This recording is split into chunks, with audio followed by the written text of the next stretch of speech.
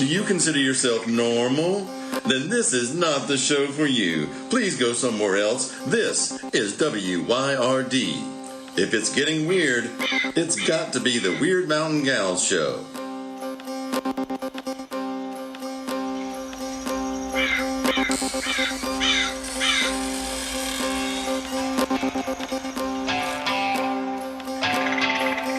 You're listening to Byron and Alicia, the Weird Mountain Gals. Okay, we're going to try this again. Podcasting. Weird Mountain Gals with Byron and Alicia. Here we are, right here at the kitchen table. It's a dining room table, really, but we're sitting here at the table. We're going to figure out how to do this podcast thing, and we're going to figure out how to make it fun, and we're going to figure out how to tell you stuff you thought you didn't need to know, and also stuff you did need to know, and also stuff you don't care if you ever knew.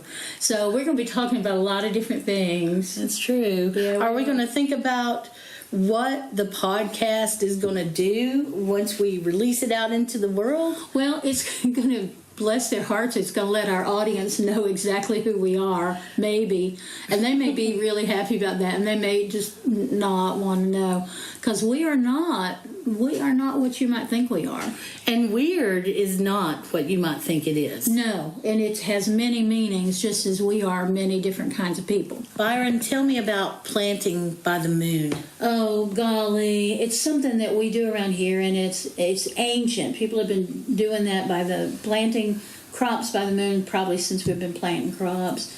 I do it in a very simple way.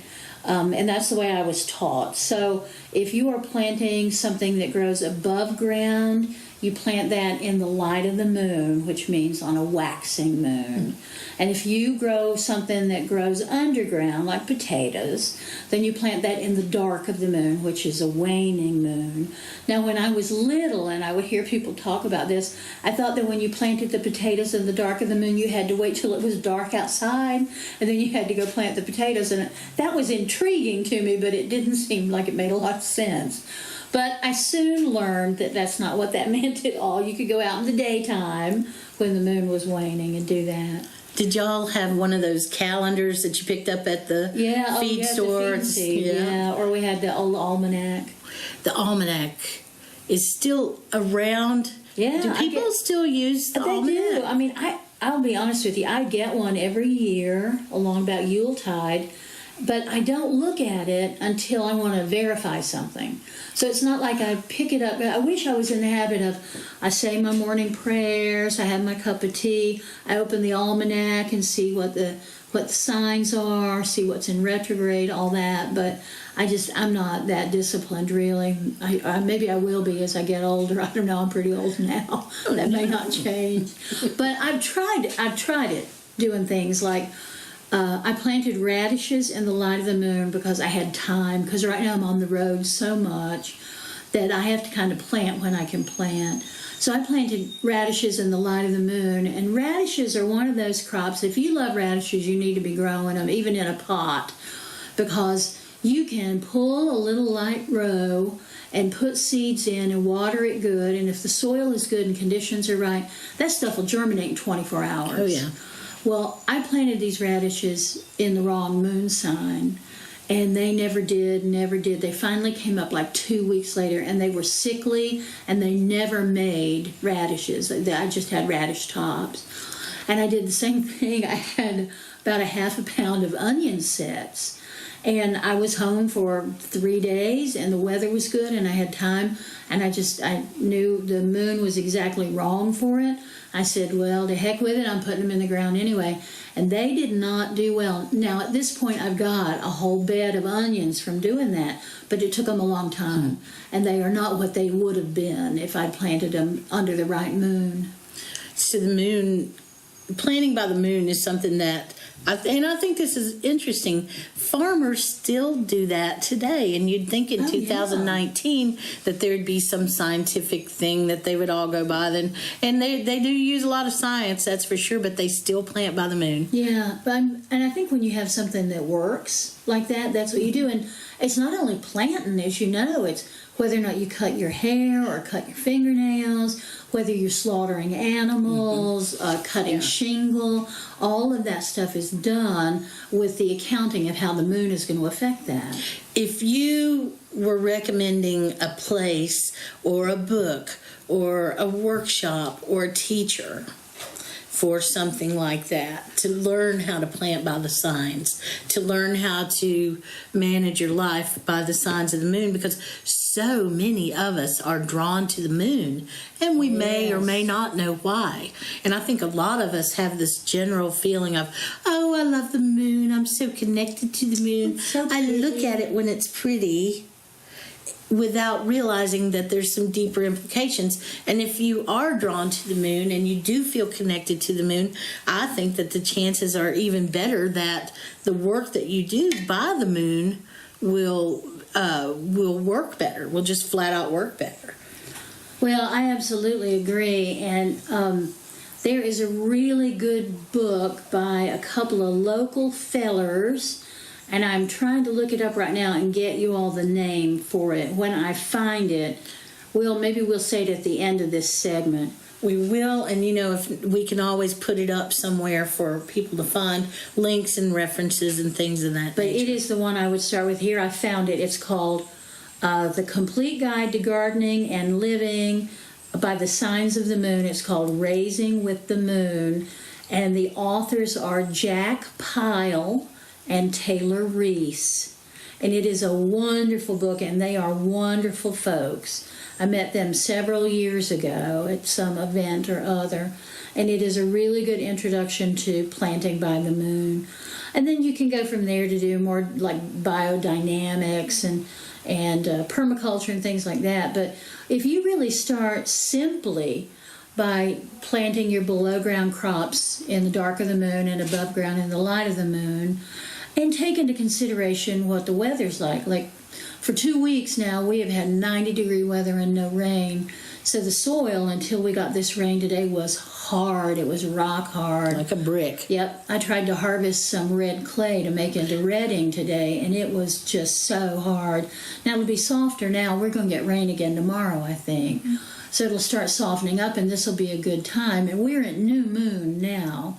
So if you're thinking about where the moon is waxing, so that's above ground crops, this would be a good time for you to put in the last of your tomatoes and peppers. I'd do some green beans now, and probably will do some green beans sometime this week. Or, any kind of beans. I like green beans, but do your own beans. That's how you need to do it. This will be good. And I swear, the old folks, as we say, though I'm rapidly becoming the old folks, long ago, folks they'd come out on their porch and they'd just sniff the air. And there was a fellow that lived down below us in the cove where I grew up, and he would stick his finger in his mouth, get it good and wet, and he'd sniff the air and he'd stick his hand up, pointing up to the sky. And that way he knew what direction the wind was coming in, and he could smell if rain was coming or snow was coming or any of that. There was a smell, and there's a barometric pressure, I think, that people get when they are so completely tied into the land.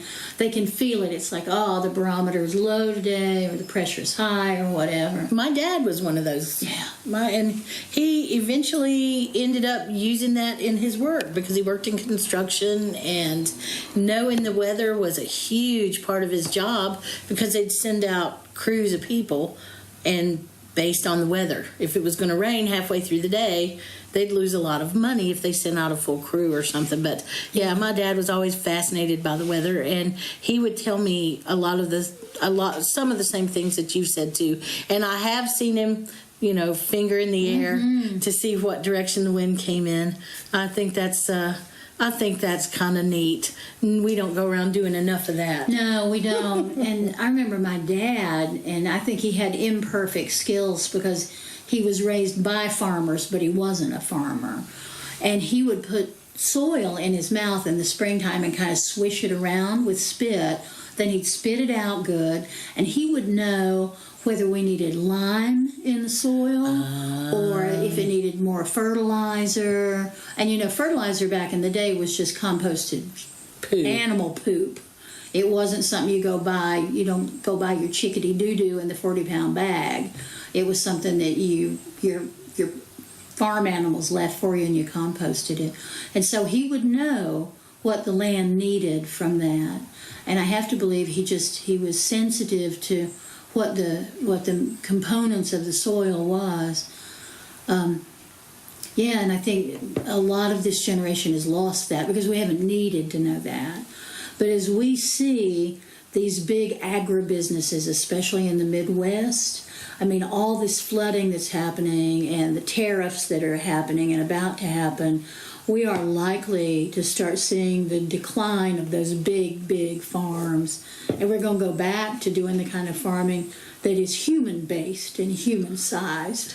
And that's going to be better for us. Do you it's going to think be hard, that, but better. Do you think that's because we're going to be in tower time big time? Oh, I think we're in tower time now big time. I just look at all the systems that are collapsing all around us. And I think about, and of course I don't remember this, but I think about the victory gardens, remember in World War II? And anybody who had a little patch of land, if they had a little bit of land in their front yard, a little bitty front yard, a little bitty backyard, they dug that sucker up and they planted food. And you will be surprised when you tend the land well and pay attention to how your crops are and how your soil is. You would be surprised at how much food a little piece of land can produce. Often enough for a family to at least on a subsistence level. True enough. True enough. I've seen that a lot of times. So I got distracted when you were telling me that story. I just went off into my childhood, and I was thinking about that. I was thinking about the gardens and all of that. And you know, around here now we have all these beautifully manicured lawns. Oh, I just hate them. We've just got all these great big giant cemeteries, and we've got, now I'm not saying that cemetery is wrong or a yard is wrong or anything, but every time I see, you know, mile after mile of that when I'm driving, I always think, well, where's the food? Yeah.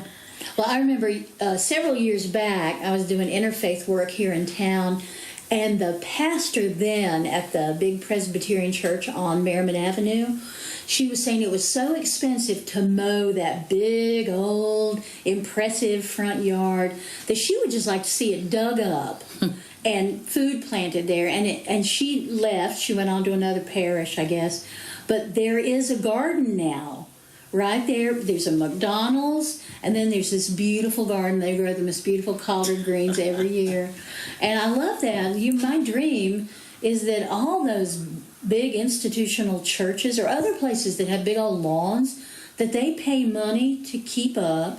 They put chemicals all over it, which are not good for the land or the people. Mm-mm. And if they just dug those up and started doing some permaculture, tending to the soil and feeding people, we would all be a lot better off, and they would actually they would make money off of it because they wouldn't be trying to tend something so unnatural.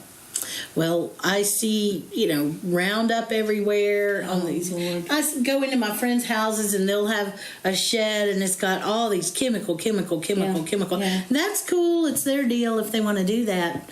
But I have red hair and blue eyes, and every chemical is going to affect me on some level. Yeah, it affects all of us on some level, and we fool ourselves if we think using a little bit of Roundup here and a little bit of Roundup there isn't going to cost us something.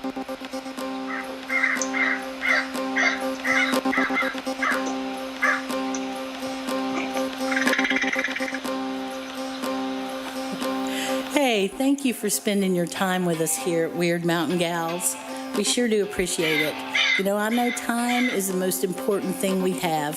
So I promise that if you take your time to listen to us, we'll take our time to continue to be weird.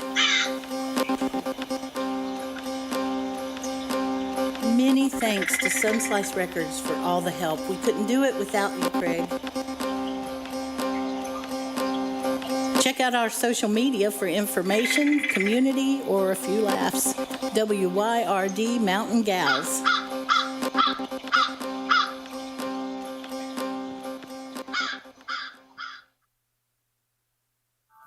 WYRD